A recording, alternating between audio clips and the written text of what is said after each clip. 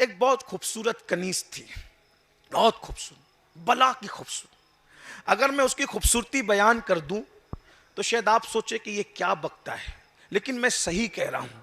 وہ اتنی خوبصورت تھی کہ اس کے رخسار یعنی اس کے گال دیکھ کر ایسا لگتا تھا جیسے چاند زمین پہ اتر آیا ہو. اس کے بال ایسا لگتا تھا جیسے بال نہیں بلکہ ریشم ہو. اس کے ہونٹ ایسا لگتا تھا جیسے گلاب کی پنکھڑیاں ہو. اس کی آنکھیں ایسا لگتا تھا جیسے نرگس کے پھول ہو. اور جب وہ چلتی تھی تو یوں لگتا تھا جیسے کوئی مور ساون بھادوں میں دل ربانہ انداز سے خرام ناز کر رہا ہو. اگر وہ تیز چلے تو یوں لگے جیسے کسی جنگل میں ہرن چوکڑی بھر رہا ہو. اور اگر وہ کبھی کھلکھلا کے ہنس دے تو ایسا لگتا تھا جیسے قریب سے آبشار گرنے کی آواز آ رہی ہو. اگر وہ اللہ اکبر اپنے بالوں پر بل دے کر گردن کو جھرجھری دے دیں تو یوں لگتا تھا کہ جیسے بارش کے موسم میں کوئی مور اپنے پنکھ کھول کر کے مستی میں ناچ رہا ہو. وہ رقص سے طاؤس کی یاد دلا دیتی تھی. اس کے گردن کی جھرجھری اتنی خوبصورت تھی. خیر سے وہ بابا فرید کی کنیز تھی. اللہ کے رسول علیہ السلام نے فرمایا نکاح جلدی کرو. ایک وقت تھا راجستھان میں نکاح لوگ بہت جلدی کرتے تھے اور اب بہت دیر کرنے لگے ہیں.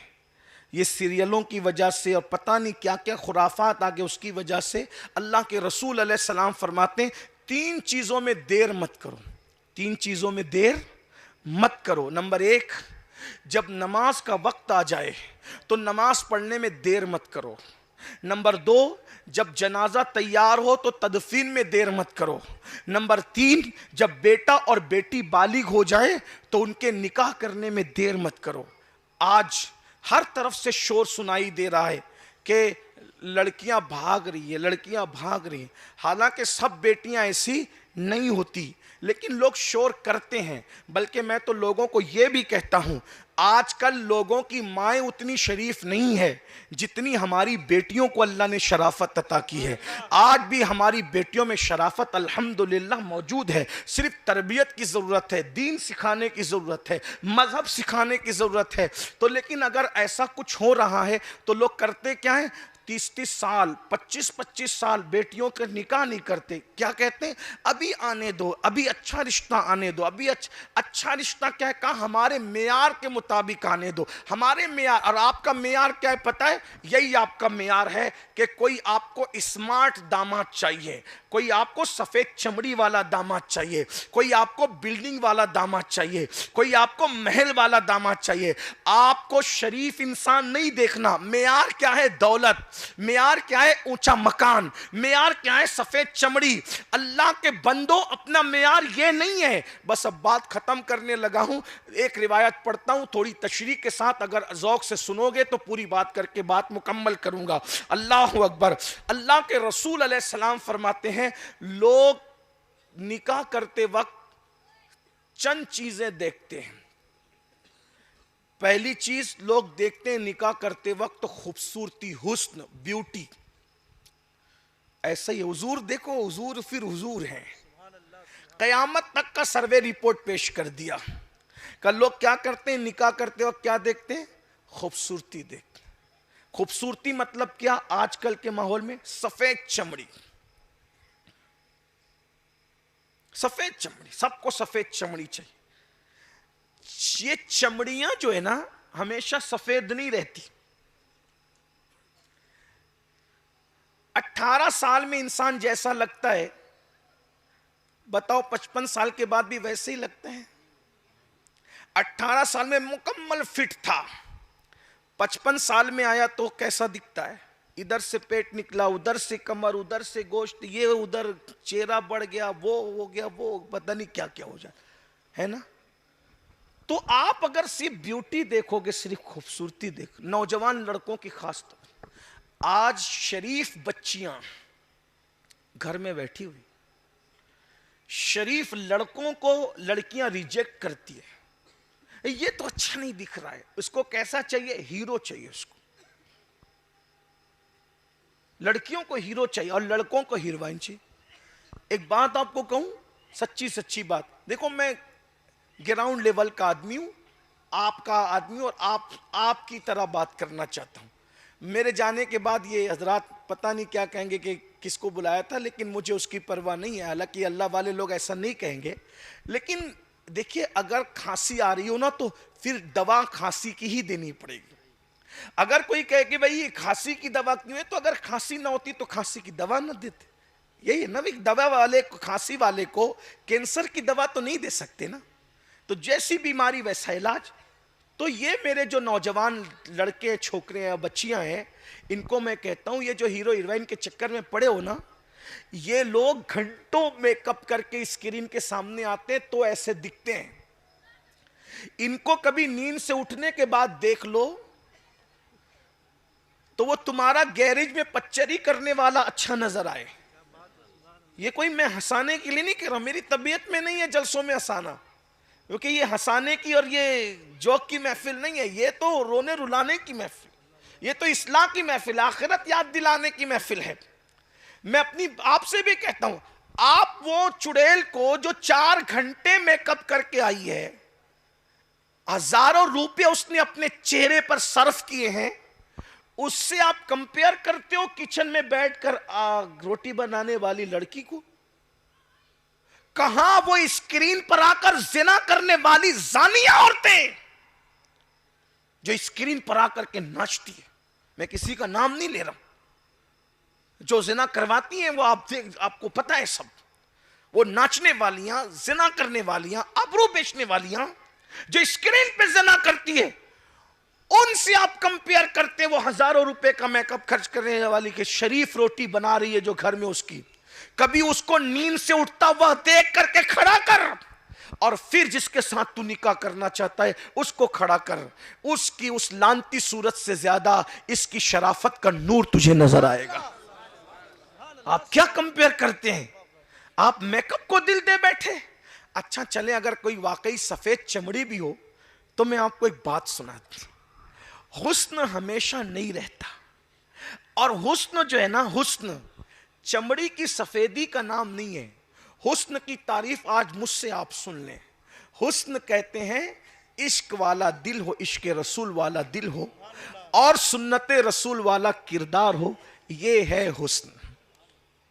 چمڑیاں اہمیت نہیں. میرے بھائیوں, اگر آپ سفید چمڑی کو خوبصورتی کا نام دیں گے تو حضرت بلال کے حسن کو کیا نام دیں گے آپ؟ سوچئے نا ذرا. تو صرف چہرے مت دیکھو, سیرت بھی دیکھو. اور ایک بات یہ بھی کہتا ہوں, خوبصورت ماں خوبصورت بیٹا پیدا کرے یہ ضروری نہیں ہے, خوبصورت باپ خوبصورت بیٹا پیدا کرے یہ ضروری نہیں ہے, لیکن دیندار ماں باپ ہوں گے تو وہ دیندار اولاد کو جنم دیں گے. اسی لیے غوث پاک نے لنگڑی قبول کیا, لولی قبول کیا, اندھی قبول کیا, گونگی قبول کیا, لیکن صاحب کردار قبول کیا. اور پھر آپ جانتے تھے لنگڑی چل جائے گی, لولی چل جائے گی, اندھی چل جائے گی, گونگی چل جائے گی, کیونکہ لنگڑی ماں لنگڑا بیٹا پیدا کرے یہ ضروری نہیں ہے. کتنی بھی لنگڑی ہو, کیسی بھی لولی ہو, لیکن ہے تو نیک باپ کی بیٹی, چلو نکاح میں لے لو.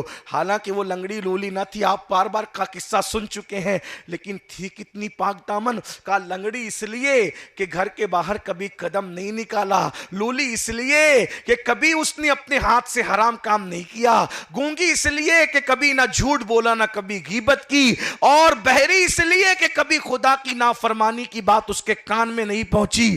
تو پھر اس ماں سے پھر بیٹا جو پیدا ہوا وہ صرف ولی نہیں تھا بلکہ ولیوں کا سردار شیخ عبد القادر جیلانی تھا. تو یاد رکھیں, جب مائیں نیک ہوتی ہے تو بچے بھی نیک ہوتے ہیں. ایک بات یہاں یاد آئی, نوجوان اپنی اصلاح کریں. سفید چمڑی, سفید چمڑی, پھر اس کے بعد جب وہ سفید چمڑی لاتے ہیں نا تو پھر وہ تماشا ہوتا ہے گھر میں. پھر آگے کہتے ہیں حضرت سنتی نہیں ہے, تو تم نے کس کو اٹھا کے لایا؟ جب آپ ہنسنے کی بات نہیں ہے, لیکن اگر آپ ہنس لیں تو شادی کا موقع ہے, مجھے کوئی اعتراض بھی نہیں, لیکن یہ بات کنٹرول میں نہیں ہے, کیونکہ اس کو تو رات دن اپنے حسن پر نخرا ہے. خدا جب حسن دیتا ہے نزاکت آئی جاتی. سب خوبصورت لوگ ایسے نہیں ہوتے, ہمارے یہاں بھی کچھ خوبصورت لوگ ہیں, بڑے شریف ہیں, ہاں بس, لیکن شریف وہ ہیں خوبصورت لوگ جن کا رشتہ گنبد خضرا سے جڑا ہوا ہے. سن لیجئے, بات عرض کروں نا، آپ تھک تو نہیں گئے نا؟ شادی کی محفل عرض کرتا ہوں. بابا فرید سرکار کے یہاں ایک بہت خوبصورت کنیز تھی، بہت خوبصورت، بلا کی خوبصورت. اگر میں اس کی خوبصورتی بیان کر دوں تو شاید آپ سوچے کہ یہ کیا بکتا ہے، لیکن میں صحیح کہہ رہا ہوں. وہ اتنی خوبصورت تھی کہ اس کے رخسار یعنی اس کے گال دیکھ کر ایسا لگتا تھا جیسے چاند زمین پہ اتر آیا ہو. اس کے بال ایسا لگتا تھا جیسے بال نہیں بلکہ ریشم ہو. اس کے ہونٹ ایسا لگتا تھا جیسے گلاب کی پنکھڑیاں ہو. اس کی آنکھیں ایسا لگتا تھا جیسے نرگس کے پھول ہو. اور جب وہ چلتی تھی تو یوں لگتا تھا جیسے کوئی مور ساون بھادوں میں دل ربانہ انداز سے خرام ناز کر رہا ہو.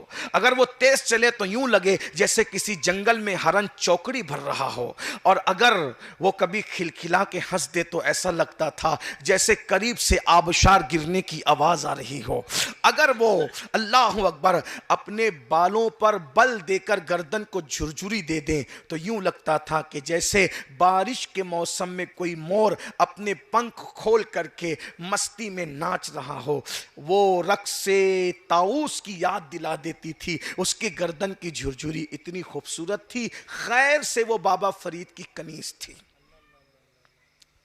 لیکن بابا فرید اتنے اللہ والے تھے کہ اس کو کبھی دیکھا بھی نہیں تھا. گھر میں کنیزیں کئی کئی سال رہتی تھی، وہ کبھی دیکھتے بھی نہیں تھے کہ ان کا یہ تقویٰ تھا. حالانکہ دیکھ سکتے تھے لیکن دیکھا نہیں تھا. ایک دن ایک نیا مرید ہونے کے لیے نیا نویلا مرید آیا. اس مرید کو کچھ سامان دیا، کہا بیٹا یہ ہمارے گھر پہنچا دو. مرید گھر سامان دینے کے لیے گیا. وہ کنیز آئی سامان ریسیو کرنے کے لیے. گھر کی عورتیں تو نہ آتی تھی. کنیز کو بھیجا. کنیز کو دیکھا تو ڈھیر ہو گیا. نیا نویلا مرید تھا، ابھی تربیت پوری نہیں ہوئی تھی اس کی. اتنا بھی خوبصورت کوئی ہو سکتا ہے؟ ایک نظر دیکھا اب پاگل ہو گیا. اس سے عشق کر بیٹھا. حضرت کی خانقاہ میں نہیں آیا، واپس گھر چلا گیا. اس وقت کے پیر صاحب لوگ مرید پر بڑی نظر رکھتے تھے. سب کے نام بھی ان کو پتا ہوتے تھے، سب کا حال بھی، سب کے بارے میں پوچھتے بھی تھے. کچھ دن گزرے تو بابا صاحب نے، ہم لوگ سرکار بابا فرید کو بابا صاحب کے سلسلہ چشتیہ کا بڑا امام محسن ہے سلسلہ چشتیہ کا، جس نے چشتیت کو پوری دنیا میں پھیلا دیا. دو ایسے ہیرے تراشے کہ جس سے چشتیت کے ڈنکے بج گئے. ایک نظام الدین محبوب الہی، ایک مخدوم علی احمد صابری کلیری. جس کے مرید ایسے ہو وہ پیر بابا فرید کیسا ہوگا؟ اللہ اکبر. بہرحال یہ عنوان میرا سرکار بابا فرید کا نہیں، لیکن ذکر آ گیا تو بات کر رہا ہوں. تو آپ نے مرید کے بارے میں، ارے وہ میرا فلاں مرید نہیں دکھتا. تو دوسرے مریدوں نے کہا سرکار وہ تو آپ کی کنیز کا عاشق ہو گیا، دیوانہ ہو گیا، پاگل ہو گیا. وہ دل دے بیٹھا آپ کی کنیز کو، بھول جاؤ اس کو. سرکار بابا فرید نے کہا مرید بھولنے کے لیے نہیں ہوتے، بلا اس کو. مرید آیا، شرمندہ تھا، نظریں نیچے. سرکار نے کہا کیا بات ہے بیٹا؟ کچھ سن رہا ہوں، صحیح سن رہا ہوں؟ حضور ہمت نہیں ہے، لیکن آپ نے جو سنا ہے صحیح ہے کہ آپ کی کنیز پر دل آ گیا. کوئی بات نہیں بیٹا، دل کی بات ہے، آ گیا کوئی بات نہیں، لیکن اللہ والوں کا اصلاح کا انداز دیکھ. میں وہ کنیز کو بلاتا ہوں، دیکھ لے وہی ہے کہ دوسری ہے. اس کو بلایا، یہی ہے؟ جی سرکار یہی ہے. بیٹا ہمارا وعدہ، انشاءاللہ ٹھیک 1 ہفتے میں ہم اس کے ساتھ تیرا نکاح کر دیں گے، جا تیاری کر. اب کیا ہوا؟ وہ تو خوش ہو گیا. بھائی جب کسی بندے کو انہونی چیز مل جائے تو اس کی کیا حالت ہوگی؟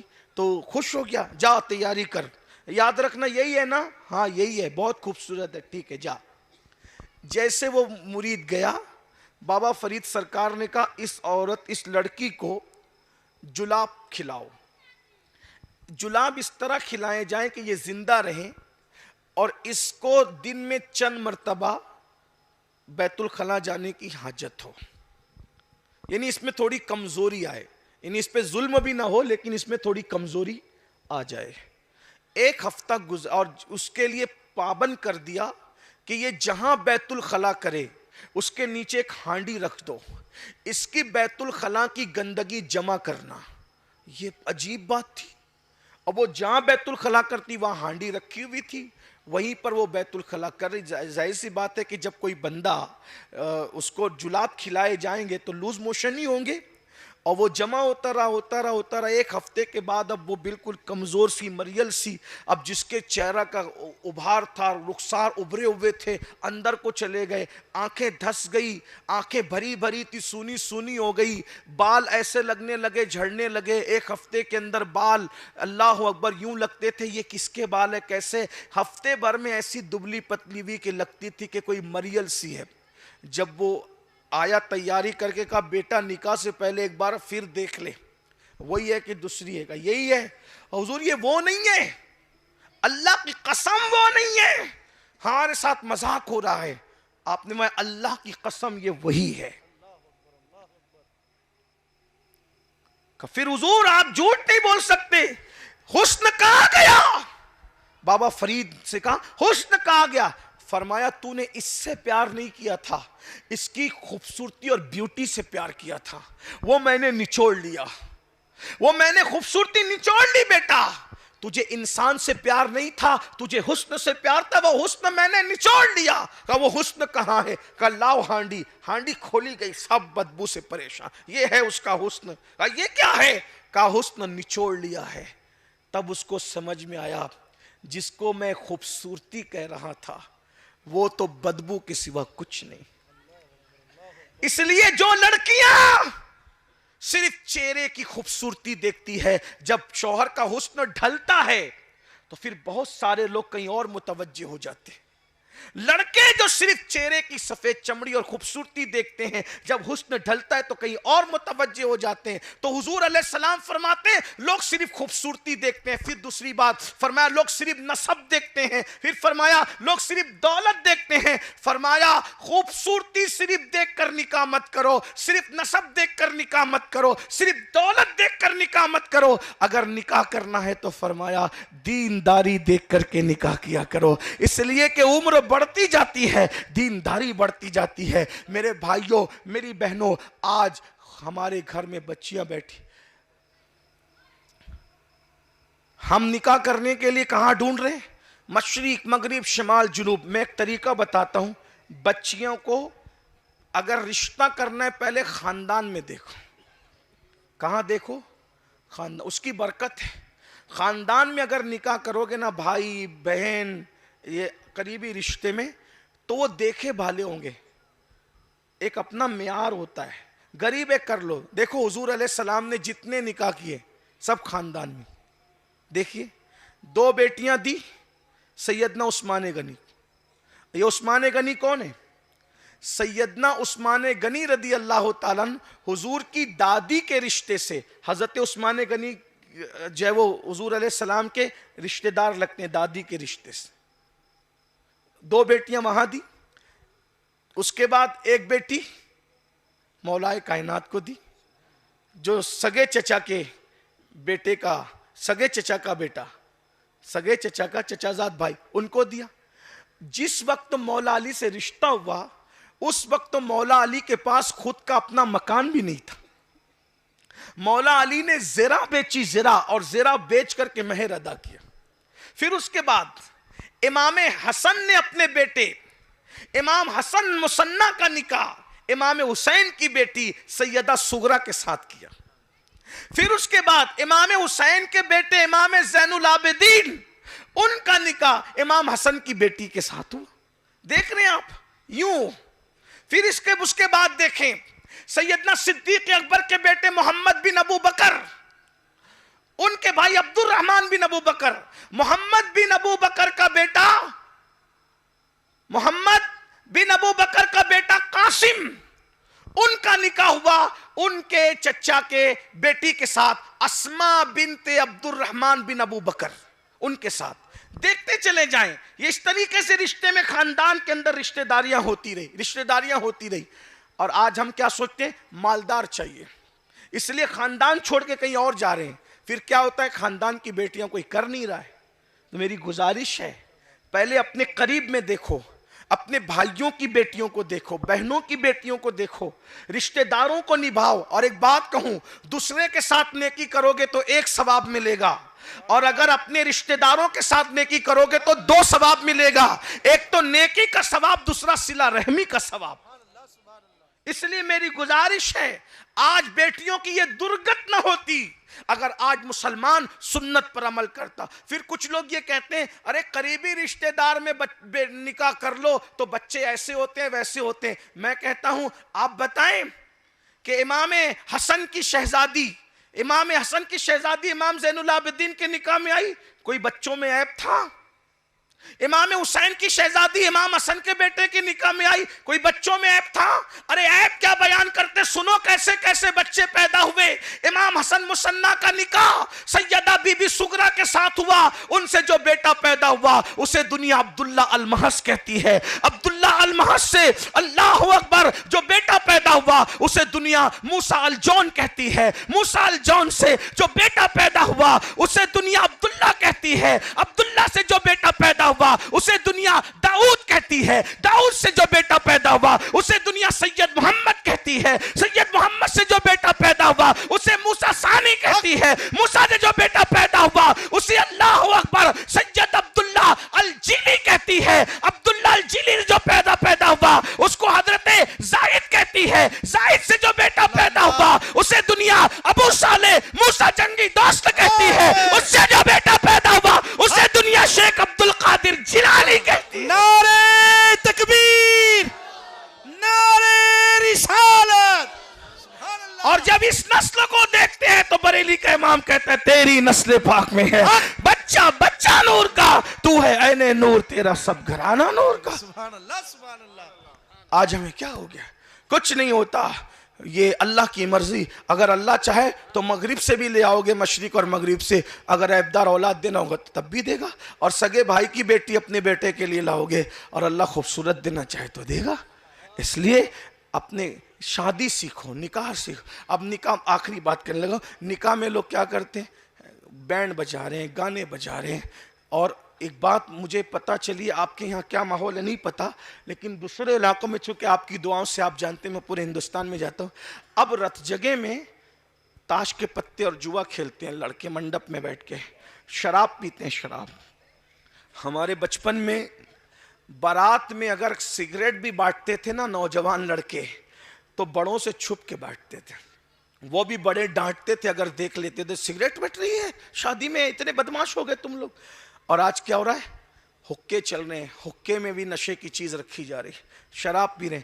اور جہاں شراب پی جا رہی ہے وہاں لعنت برس رہی ہے. بولو جس کے منڈپ میں لعنت برسے گی اس کی شادی میں لعنت نہیں برسے گی. جہاں تاش کھیلا جائے گا, تاش جوا جس کے بارے میں فرمایا گیا جس نے جوا کھیلا اس کے ہاتھ قیامت کے دن سور کے خون میں رنگے ہوئے ہوں گے. یہ تو شادی کرنے والوں کو سوچنا چاہیے کہ میرے گھر کے آنگن میں شادی میں جوا کھیلا جائے گا, لعنت والا کام. شراب پیا جائے گا, لعنت والا کام. پٹاخے پھوڑے جائیں گے, لعنت والا کام. بینڈ باجے بجائے جائیں گے, ڈی جے بجایا جائے گا, لعنت والا کام. جب لعنت برسے گی نکاح کے وقت تو رحمت کیسے آئے گی زندگی میں؟ نعت شریف پڑھو, محفل میلاد کرو, حضور کی محفل سجاؤ تاکہ رحمتوں کا نزول ہو, برکتوں کا نزول ہو. اللہ کے بندو زندگی گزارنا سیکھو. اور جو آخری بات عرض کرنے چلا تھا, نکاح بس اینڈ ہو رہا ہے. نکاح آخری بات, نکاح صرف جنسی تسکین کا نام نہیں ہے. یہ کسی اور قوم میں ہوگا جنس کی تسکین کا نام, یوز کرو چھوڑ دو. ہمارے یہاں نکاح یہ ہے, ایک دوسروں کے دل میں اترنے کو نکاح کہتے ہیں, ایک دوسرے کا لباس بننے کو نکاح کہتے ہیں, ایک دوسرے کے ہمدرد بننے کو نکاح کہتے ہیں. بلکہ یہ کہہ دوں کہ تو میں ہو جا اور میں تو ہو جاؤں, اور تو اور میں کا جھگڑا ختم ہو جائے, اس کو نکاح کہتے ہیں. اور اس نکاح کی برکت کیا ہے وہ سن لیں. ہم لوگ جب نکاح کرتے ہیں نا, نکاح, بیوی بیمار ہو جاتی تو چھوڑ کے بھاگنے والے نہیں ہیں, بلکہ ہم تو مرنے کے بعد بھی نہیں چھوڑتے. ہم تو بیویوں کو مرنے کے بعد بھی یاد رکھتے ہیں. اما جان ام المومنین خدیجہ پاک کا وصال ہوا, حضور بکری ذبح کرتے تھے تو کہتے تھے پہلے یہ بکری کا گوشت خدیجہ کے رشتہ داروں میں اور ان کی سہیلیوں میں بٹے گا, اس کے بعد میں کھاؤں گا تاکہ خدیجہ کی روح کو اس کی وجہ سے خوشی مل جائے. دیکھا, بعد وصال بھی یاد رکھا. ہم لوگ وہ لوگ ہیں. اب میں اپنی بچیوں سے کہتا ہوں, بچیوں سیریل دیکھ کر, فلمیں دیکھ کر کسی کے بہکاوے میں مت آؤ. کہ मुसलमान बीवी को अच्छा नहीं रखते, वल्लाह जो सच्चा मुसलमान होगा उससे अच्छा बीवी को कौन रखेगा। अरे लोग तो आज भी छोड़ के भाग रहे हैं, ये हमारा कलेजा है। मैं लोगों को कहता हूं कि बीवी अगर जिंदा हो तो उसके रुखसार के तिल पर हम समरकंद और बुखारा जैसे शहर बसाते हैं, और अगर मर जाए तो उसकी याद में ताजमहल जैसी इमारतें बनाते हैं। ये तो अपनी बात है, अपनी निशानी है। ये ताजमहल नहीं देखते, ये है मुसलमानों का। मुसलमानों को मुसलमान बनने की जरूरत है। जो आखिरी बात कहने चला तो उसको सुन ले। अगर आपको नसीहत खास, मर्द क्या सोचता है कि बीवी उसको मारना ये मर्दानगी है, तलाक की धमकी देना ये मर्दानगी है, उसको कनीज बना के रखना ये मर्दानगी है, उसको कुछ बोलने नहीं देना ये मर्दानगी है। ये सब नामर्दी है। मर्दानगी क्या है? बीवी कह रही हो सुनो और मुस्कुराओ, बोलने दो उसको। वजह, जबान हमेशा कमजोर लोगों की चलती है। तवज्जो है? जो जितना कमजोर होगा उसकी जबान उतनी ज्यादा चलेगी। मिसाल, जब आदमी जवान होता है तो पूरे जिस्म में ताकत होती है, इसलिए आदमी जवानी में ज्यादा नहीं बोलता, लेकिन बुढ़ापे में तो पहलवान हो जाता है। बोलो, पहलवान होता है। बोलिए भाई, क्या होता है बुढ़ापे में? कमजोर हो जाता है। ये कमर दुख रही है, वो घुटने दुख रहे हैं, वो जोड़ में दर्द है, वो बीमारी है, ये शुगर है, वो ब्लड प्रेशर है, वो ऐसा है, वो वैसा है। बुढ़ापे में फिर आदमी करता क्या है? एक जगह खटिया बैठा रहता है कुर्सी पे, और क्या करता है? बोलता ज्यादा। बचपने में बच्चे ज्यादा बोलते हैं, बुढ़ापे में बुढ़े ज्यादा, क्योंकि बचपना भी कमजोर होता है और बुढ़ापा भी। तो निशानी क्या है? जो जितना कमजोर होगा वो उतना औरतें कमजोर होती, उनको बोलने की आदत है। और अल्लाह ने उनको बोलना ज्यादा इसलिए सिखाया। तवज्जो, बोल दूं क्यों सिखाया? इसमें भी हिकमत है। हमें कोई एतराज नहीं है, बोलो, ज्यादा बोलो, मगर क्यों? क्योंकि बच्चे मां के करीब रहते हैं। अगर मां कम सुखन होगी, मां नहीं बोलेगी, तो बच्चा बोलना कैसे सीखेगा?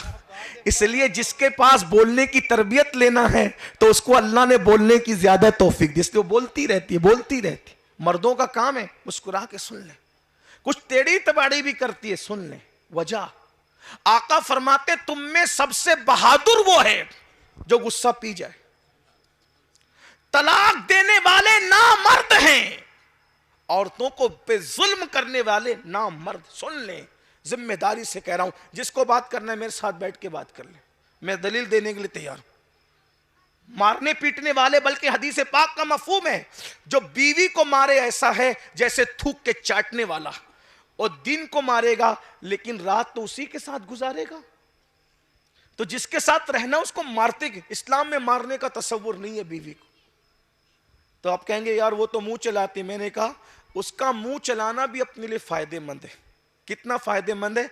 वो जो आखिरी बात कहने चला तो उसको सुने, बात पूरी कर दो। एक बहुत बड़े बुजुर्ग हैं, बहुत बड़े बुजुर्ग। उस बुजुर्ग को दुनिया शेख अबुल हसन खरकानी कहती है। नाम सुना इनका?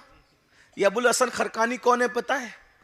जब महमूद गजनवी एक जंग को बार बार हार गया तो अबुल हसन खरकानी के पास गया, कहा सरकार मैं जंग हार रहा हूं, जीत नहीं पा रहा हूं, कुछ अता करें। तो अपना जुब्बा दिया, कहा जंग में मेरा जुब्बा रख के दुआ करना, मेरे जुब्बे से की बरकत से अल्लाह तुझे फतह देगा।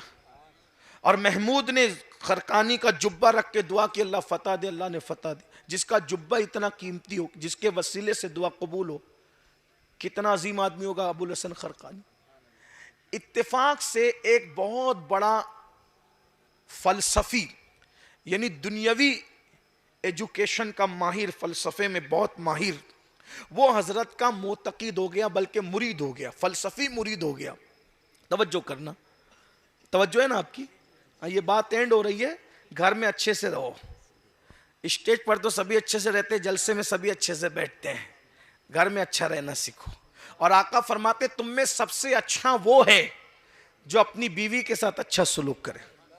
सालन में नमक ज्यादा होने पे आंख दिखाते हो, चाय आने में देर हो गई तो आंख दिखाते हो, मां बहन की गालियां देते हो। गाली देना फिस्क है, غریب نواز سرکار فرماتے ہیں جو کسی مومن کو گالی دے مرتے وقت اس کی زبان پہ کلمہ نہیں آئے گا. تو جب عام مومن کو گالی دینے سے زبان پہ کلمہ نہیں آتا تو بیوی کو ماں بہن کی گالی دو گے تو تمہاری زبان پہ مرتے وقت کلمہ کیسے آئے گا؟ بیویوں کا حساب لینے والا کوئی نہیں ہے تم سے. بیویاں تو کمزور ہے, جتنا دبانا چاہو دبا لو, مگر سن لو حدیث پاک کا مفہوم ہے جس نے عورتوں پہ ظلم کیا ہوگا اگر وہ پہاڑوں جیسی نیکیاں لے کر آئے گا اللہ اس کی نیکیوں کو قیامت کے دن ریزہ ریزہ کر دے گا. اس کی نیکیوں کو ذرہ ذرہ کر دیا جائے گا کیونکہ اس نے اپنی بیوی پہ ظلم کیا ہوگا. ظلم مت کرو. جس نے ماں باپ چھوڑے, بچپن کی سہیلیاں چھوڑ, سب چھوڑ کر تمہارے پاس آئی, تم اس پہ ظلم کرتے ہو. ہاں لیکن یہ بھی کہتا ہوں سر پہ بھی مت چڑھانا. ایسا نہ ہو کہ بیوی کو اتنا سر پہ چڑھا لو کہ تیرے ماں باپ کو چھوڑ دے تو کہا جی جی لبیک چھوڑ دیا. یہ بھی نہیں ہو. دیکھو اسلام میں اعتدال, نہ بیوی سر پہ چڑھانے کی چیز ہے نہ پیر میں پہننے کی چیز ہے. وہ بائیں پسلی سے دل کے قریب سے پیدا ہوئی ہے, وہ دل میں رکھنے کی چیز ہے. نہ سر پہ اٹھاؤ نہ پیر میں بٹھاؤ, اس کو دل میں رکھو. جس کی جو جگہ ہے اس کو وہاں رکھو. بہت پیار کرو لیکن لگام بھی کس کے رکھو. ہاں یہ بھی, ظلم بھی مت کرو لیکن کنٹرول رہنا. اتنا کنٹرول رہنا چاہیے کہ اگر آنکھ بڑی کر کے دیکھ لیں تو پھر اٹینشن ہو جانا چاہیے. کیونکہ میں ایسی خواتین کو جانتا ہوں کہ جن کو آنکھ بڑی کر کے اگر دیکھنے والا دیکھ لیتا ہے تو پھر کئی مہینے تک کے سارا معاملہ درست ہو جاتا ہے. تو آپ کا کنٹرول ایسا ہونا چاہیے, نہ غلامی کرو اور نہ ظلم کرو. بار بات آ گئی تو طویل بھی ہو رہی ہے, اس کا خیال بھی ہے لیکن بات ختم بھی ہوتی ہے. شادی کی محفل ہے, آپ بہت اچھا سنیں. کبھی کبھی بہت بڑی محفلوں میں بھی لوگ بہت اچھا نہیں سنتے, اور کبھی کبھی بہت بڑی محفل نہیں ہوتی لیکن لوگ اچھا سنتے تو بولنے میں بھی اچھا لگتا ہے. اور آپ نے ایسی محفل سجائی ہے, بہت اچھا لگ رہا ہے آپ سے بولنے میں. لیکن اب بہت دیر تک نہیں کیونکہ ہمیں بھی فلائٹ پکڑنی ہے, فلائٹ نہ چھوٹے, اس کا بھی ہمیں خیال ہے. تو ابو الحسن خرقانی کا ایک مرید ہو گیا, دنیاوی ایجوکیشن رکھنے والا آدمی, فلسفی. اب دنیا دار لوگ بہت کم اللہ والوں سے متاثر ہوتے ہیں. مرید جل بیچارے یہ غریب لوگ ہوتے ہیں, وہ ہوتے ہیں کم پڑھے لکھے لوگ ہوتے ہیں, وہ اور پڑھے لکھے لوگ بہت کم مرید ہوتے ہیں. وہ تو خود ہی پیر بنے ہوتے ہیں کہ ہم کسی سے مرید نہیں ہوں. کوئی بات نہیں, سب کی اپنی اپنی بات ہے. ہاں تو لیکن کچھ پڑھے لکھے ہوتے ہیں, شریف ہوتے ہیں, اور سبھی پڑھے لکھے شریف ہوتے ہیں, مزاج الگ الگ ہوتے ہیں. چلیں بات کرتے ہیں. اس کو یاد آئی ابو الحسن خرقانی سرکار کی. وہ سوچا کہ حضرت سے چلو آج گھر پہ مل لیتے ہیں. جیسی دروازے پہ دستک دی, اندر سے آواز آئی خاتون کی, کون؟ اور کہا کہ میں فلاں فلاں ہوں. کیا کام ہے؟ تو کہا کہ حضرت شیخ ابو الحسن خرقانی سے ملاقات کرنا ہے. کہا حضرت شیخ ابو الحسن خرقانی, وہ مکار کب سے اتنا نیک ہو گیا؟ وہ کب سے حضرت ہو گیا؟ وہ کب سے شیخ ہو گیا؟ یہ سنا تو یہ پیر ان کے کانپ گئے. کہا محترمہ آپ کون؟ کہا اس کی بیوی ہوں. اب یہ تو بیچارہ سوچا یار جس کی بیوی جس کو مکار کہے, یہ تو پھر معاملہ گڑبڑ ہے. اب اس کی عقیدتوں کا شیش محل ابھی چکنا چوری ہونے کو تھا کہ قدرت نے رہنمائی کی. پیچھے دوسرا اچھا والا پیر بھائی کھڑا تھا. اس نے کہا جناب ادھر آؤ ادھر آؤ ادھر آؤ. کیا بات ہوئی؟ یار وہ حضرت کی بیوی حضرت کو مکار کہتی ہے. چپ خاموش رہے. حضرت یہاں نہیں ملیں گے, حضرت ابھی آ رہے ہیں. حضرت کو دیکھا تو حضرت کس طرح آ رہے تھے؟ لکڑی لانے گئے تھے جنگل. لکڑی, یہ اللہ والے لوگ یہ اپنے گھر کی لکڑیاں بھی خود ہی لاتے تھے. اور آج کل ہم لوگ کیسے اللہ والے بن گئے کہ اپنا جوتا بھی پہننے میں شرم آتی ہے ہمیں. لا الہ الا اللہ استغفر. ہم کب بنیں گے اللہ والے ہیں؟ ہاں, جوتا پہنانا یہ آپ کی سعادت ہے. اپنے بزرگوں کو بالکل پہنایا کرو, لیکن ہمیں چاہیے کہ ہم اپنا کام کوشش کریں کہ اپنے ہاتھ سے. ہماری خواہش یہ ہونی چاہیے. بلکہ لوگوں کا تو محبت اتنی ہے کہ لوگ مجھے بھی پکڑ کے چلاتے ہیں. میں کہتا ہوں بھائیو جو 60 کے اوپر لوگ آئے نا ان کو پکڑ کے چلایا کرو. ابھی میں عمر کے اس حصے میں کہ میں بھی کسی کو پکڑ کے چلا سکتا ہوں, لیکن لوگ مانتے نہیں, مجھے بھی پکڑ کے لاتے ہیں اسٹیج پہ. بہرحال یہ محبت ہے آپ کی. اور بات یاد رکھنا, خدمت کیا کرو, کیونکہ اللہ والوں کی خدمت سے وہ کچھ مل جاتا ہے جو برسوں کی محنت سے نہیں ملتا۔ سبحان اللہ سبحان اللہ۔ ایک مرتبہ ایک صحابی نے رسول اللہ کی نالین حضور کو پہنا دی، سرکار نے تو نے میری نالین مجھے پہنا دی ہے، اللہ پل صلات پر تیرے قدم کو سلامت رکھے۔ اور وہ آئی تو نالین اپنے مرشدوں کی سنبھالا کرو، پنایا کرو، لیکن میں اپنی بات کروں، ہمیں اپنا کام اپنے ہاتھ سے کرنے کی عادت ڈالنی چاہیے، ڈیپینڈ نہیں رہنا چاہیے۔ عبداللہ ابن مسعود سے کسی نے پوچھا آپ اتنے بڑے عالم کیسے بن گئے؟ تو کہا اتنے بڑا عالم بننے کا راز ایک ہی تھا، حضور جہاں نالین اتار دیتے تھے میں جھٹ سے اٹھا لیتا تھا، اور آستین بڑی سلاتا تھا ان دنوں میں، آستین میں چھپا کر سینے سے لگا کر، جب تک حضور کام میں لگے رہتے بیٹھا رہتا، حضور کی نالین سینے سے لگاتے لگاتے اللہ نے مجھے اتنا بڑا عالم بنا دیا۔ لوگ کتابیں پڑھ کے وہاں نہ پہنچے جہاں رسول اللہ کی نالین نے پہنچا دیا۔ جو سر پہ رکھنے کو مل جائے نالے پاکے حضور، تو پھر کہیں گے کہ ہاں تاجدار ہم بھی ہیں۔ یہ حضور کی نالین ہے، نالین اتنا بڑھا دیتی ہے، جہاں تک کتابیں نہ لے گئی وہاں تک حضور کی نالین لے گئی ہے۔ اللہ اکبر! تو اندازہ فرمائے کہ ادھر آؤ، اس فلسفی کو کہا ادھر آؤ کا، وہ مرشد ادھر گئے کام سے، ادھر آ رہے مرشد آ رہے ہیں۔ اچھا اب مرشد آ رہے ہیں لکڑی لے کے، کیسے؟ شیر پہ بیٹھے ہیں، روزانہ سر پہ رکھ کے لاتے تھے کیونکہ پیر روشن ضمیر ہوتا ہے۔ سمجھ گئے کہ کیا ڈرامہ ہو گیا ادھر، کیا معاملہ ہو گیا، سمجھ گئے پیر روشن ضمیر ہوتا ہے۔ ارے جو بے خبر ہو وہ پیر کیسا، جس کا ضمیر روشن نہ ہو وہ پیر کیسا۔ آج سمجھ گئے، روزانہ سر پہ لکڑی آتی تھی، آج شیر پر، اور سانپ کا چابک بنایا۔ اب آج کل کچھ لوگ سوچیں گے ارے یہ سب کہانی قصہ ہے، کہانی قصہ نہیں، ہمارے پاس آ کے بیٹھو بتائیں گے، قرآن اور حدیث میں اس کی نظیر ملتی ہے۔ ہاں کہ شیر بھی کسی کی غلامی کر سکتا ہے، لیکن وہ کون لوگ ہیں جو اللہ کے محبوب کے غلام ہیں؟ شیروں نے ان کی غلامی کی ہے۔ ہمارے پاس روایتیں، بہرحال تو عرض کیا کر رہا تھا، شیر پر بیٹھے ہیں، لکڑیاں ہیں شیر پہ رکھی ہوئی، ہاتھ میں سانپ کا چابک ہے۔ اب اس طرح آتے فلسفی نے دیکھا، سمجھ گیا وہ جھوٹی ہے۔ اب وہ شیش محل جو چکنا چور ہونا تھا وہ سلامت رہے گا، کیونکہ کرامت دیکھ لی نا۔ جیسے سرائے پیر چومے کا سرکار، کچھ نہیں کہنا، میری تو عقیدتوں کا شیش محل چکنا چور ہی ہوا تھا اگر یہ اللہ کا بندہ رہنمائی نہ کرتا۔ میری گزارش حضرت، میں آیا تو بدزن ہونے کے قریب تھا مگر بچ گیا۔ کوئی آئے گا آپ سے بدزن ہوگا، بیعت توڑے گا، آپ کا مخالف ہو جائے گا، اس کو پہلی فرصت میں گھر سے نکالو، اس کو طلاق دو آپ، ورنہ بہت نقصان پہنچائے گی یہ عورت آپ کو۔ حضرت ابو الحسن خرقانی نے کہا، کیا کہا؟ اس کو طلاق دوں؟ ارے وہ میری بیوی ہے، میری بیوی کے خلاف بکتے ہو؟ وہ میری محسنہ ہے، اس کے احسانات ہیں مجھ پہ۔ کہا حضرت وہ مکار کہتی ہے، دغاباز کہتی ہے، آپ کا نام لیتی ہے، آپ کہتے ہیں احسان ہے، محسنہ ہے، آپ طلاق نہیں دیں گھر سے۔ کہا بیٹا یہ شیر پہ سواری، یہ ہاتھ میں سانپ کا چابک، یہ جو کرامت دیکھ رہے ہیں نا، یہ نفل نمازوں کی وجہ سے نہیں ہے، وہ مجھ پہ ظلم کرتی ہے اور میں اس کو برداشت کر کے صبر کرتا ہوں، اسی کی برکت سے اللہ نے مجھے یہ مقام عطا فرما دیا۔ سمجھا؟ تو صرف تسبیح مصلی سے ولایت نہیں ملتی، کبھی کبھی بیوی کے ظلم کو صبر کرنے سے بھی اللہ ابو الحسن خرقانی جیسوں کو اتنا بڑا مقام عطا فرما دیتا ہے۔